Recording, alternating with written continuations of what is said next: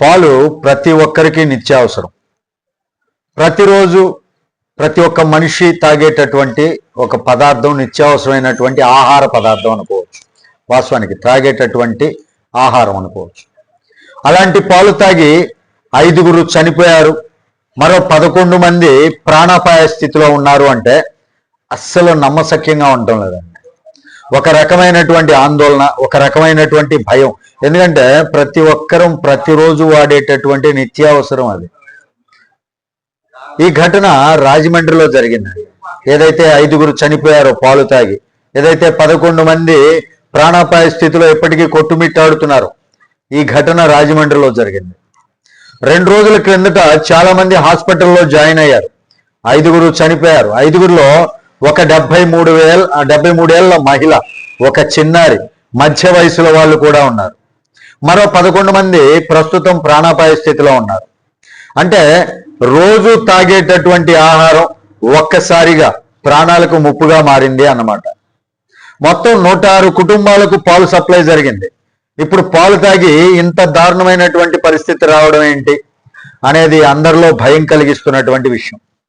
So ఏం జరిగింది అంటే, ఈ ఘటనకి సంబంధించినటువంటి పూర్వపరాలు మనం పరిశీలించిన, అంటే మనకు తెలిసినటువంటి విషయాలు మనం మాట్లాడుకుంటే అసలు ఆ విషయం ఏంటి అంటే, చాలా మంది అంటారు ప్రభుత్వం ఏం చేస్తుంది, మనం ఏ జాగ్రత్తలు తీసుకోవాలి, ఇవన్నీ ఇప్పుడు మాట్లాడుకుందాం.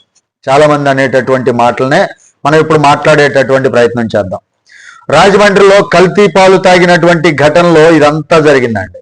ప్రస్తుతం 106 కుటుంబాల్లో 73 కుటుంబాల నుంచి, అంటే ఆ రోజు తాగిన, అంటే ఆ రోజు ఎవరైతే సప్లై చేశారో వాళ్ళు దాదాపుగా 106 కుటుంబాలకి సప్లై చేశారు. అందులో 73 కుటుంబాల వ్యక్తుల దగ్గర నుంచి రక్త నమూనాలు తీసుకోవటం జరిగింది. అలా రక్త నమూనాలు సేకరించి ఫోరెన్సిక్ టెస్ట్లకు కూడా పంపించారు. రిపోర్ట్స్ లో వచ్చిన తర్వాత, అంటే రిపోర్ట్స్ ఏదైతే ఫోరెన్సిక్ దగ్గర నుంచి రిపోర్ట్ వచ్చిన తర్వాత చికిత్స అవసరమా, అంటే మిగిలినటువంటి వాళ్ళకి, ప్రాణాపాయం నుంచి తప్పించుకున్నటువంటి వాళ్ళకి చికిత్స అవసరమా అనేది కూడా నిర్ణయించడం జరుగుతుంది.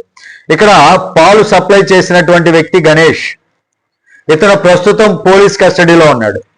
ఇతనికి వరలక్ష్మి డైరీ ఉంది.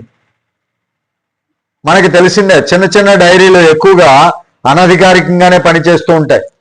సిటీ ఏరియాలో బ్రాండెడ్ ప్యాకెట్లు వాడతాం, కానీ రూరల్, సెమీ అర్బన్ ప్రాంతాల్లో పాలబ్బాయి ఇంటికి వచ్చి ఆ పాలు పోసి వెళ్ళడం అనేది సాధారణం. ఇవన్నీ మనం రెగ్యులర్గా చూస్తూనే ఉంటాం. మనం చూసేదేంటి, పాలు చిక్కగా ఉన్నాయా, తెల్లగా ఉన్నాయా, నురగా ఉందా. కానీ మనం ఏదైతే పాలని అంచనా వేయడం కోసం తెల్లగా ఉన్నాయా, చిక్కగా ఉన్నాయా, నురగ వస్తుందా, ఇవన్నీ చూస్తామో, ఇదే మోసానికి జరిగేటటువంటి ఒక పెద్ద అవకాశం అని చెప్పుకోవచ్చు. తెల్లదనం, చిక్కదనం, నురగ కోసం కొందరు కెమికల్స్ కూడా కలుపుతారు. ఈ ఘటనలో అయితే పాలలో ఇథిలిన్ గ్లైకాల్ కలిసిందని ప్రాథమికంగా గుర్తించారు. ఇథిలిన్ గ్లైకాల్ ఇది టాక్సిక్ పదార్థం అండి. కిడ్నీలపై తీవ్రమైనటువంటి ప్రభావం చూపిస్తుంది ఈ ఇథిలిన్ గ్లైకాల్ అనేది. సాధారణంగా మోసం ఎలా జరుగుతుందంటే, 50 లీటర్ల పాలలో 40 లీటర్ల నీళ్లు కలిపి పల్చగా అయిన పాలను చిక్కగా చేయడానికి యూరియా కలుపుతారు. నురగ స్ట్రక్చర్ కోసం ఇతర కెమికల్స్ కలుపుతారు. తక్కువ టైంలో ఎక్కువ లాభం కోసం ఇలాంటి అడ్డదారులన్నీ తొక్కుతూ ఉంటారు పాల వ్యాపారస్తులు. ఫిబ్రవరి 15న సప్లై చేసినటువంటి పాలలో కెమికల్ మోతాదు ఎక్కువగా ఉండటంతో 106 కుటుంబాలకు ప్రభావం పడింది. కిడ్నీ సమస్యలు ఎక్కువగా రావడానికి ఇదే కారణమని అధికారులు భావిస్తున్నారండి. నిన్న సీఎం అసెంబ్లీలో ప్రకటించిన దాని ప్రకారం మృతుల కుటుంబాలకు 10 లక్షల రూపాయల పరిహారం చెల్లిస్తున్నారు. బాధితులకు ఉచిత వైద్యం అందించే ఏర్పాట్లు చేస్తున్నారు. రాష్ట్ర వ్యాప్తంగా డైరీలపై తనిఖీలు కూడా నిర్వహించే ఏర్పాట్లు చేస్తున్నారు. సాధారణంగా ఘటన జరిగిన తర్వాత తనిఖీలు పెరుగుతాయి, కానీ అసలు మార్పు ఇలా కాకుండా పర్యవేక్షణలో రావాలి. ఇలాంటి కేంద్రాలపైన కనీసం నెలనో, వీక్లీ వన్సో, 15 డేస్కి ఒకసారో ఒక పర్యవేక్షణ అనేది నిర్వహిస్తే బాగుంటుందేమో. ప్రతిదీ కలుషితం అవుతున్నటువంటి కాలంలో ఉన్నాం మనం ఇప్పుడు. పాల కల్తీ మరింత ప్రమాదకరం. ఎందుకంటే అది ప్రతిరోజు మనం తాగేటటువంటిది. ప్రతిరోజు చిన్న పిల్లల దగ్గర నుంచి కొంతమంది తల్లిపాలు పడకపోతే పుట్టిన పిల్లలకి సైతం ఈ పాలు వాడుతూ ఉంటారు. మరి అలాంటి పరిస్థితుల్లో పాల కల్తీ అనేది చాలా ప్రమాదకరంగా మారిపోతుంది. మనం చూసే లక్షణాలు ఏదైతే ఉంటాయో పాలల్లో తెల్లదనం, చిక్కదనం, నొరగ వస్తుందా లేదా, ఇవే చాలా పెద్ద మోసం కావచ్చు.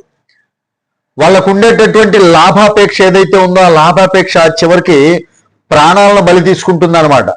మొత్తంగా రోజు తాగే పాలు విషంగా మారడం సమాజానికి చాలా పెద్ద హెచ్చరిక లాంటిదండి. ఇంకా డీప్ గా ఇన్వెస్టిగేషన్ అయితే ఈ విషయంలో కొనసాగుతుంది. మరిన్ని షాకింగ్ విషయాలు బయటకు వచ్చేటటువంటి అవకాశం కూడా ఉంది. వచ్చినప్పుడు దీనిపై ఫాలో అప్ వీడియోస్తో మళ్ళీ మీ ముందుకు వస్తాను. వీడియో మీకు నచ్చితే లైక్ చేయండి. వీడియోని ప్రతి ఒక్కరికి ఉపయోగపడుతుంది కాబట్టి అందరికీ షేర్ చేయండి. ఛానల్కి కొత్త వాళ్ళైతే సబ్స్క్రైబ్ చేసుకోండి. Thank you.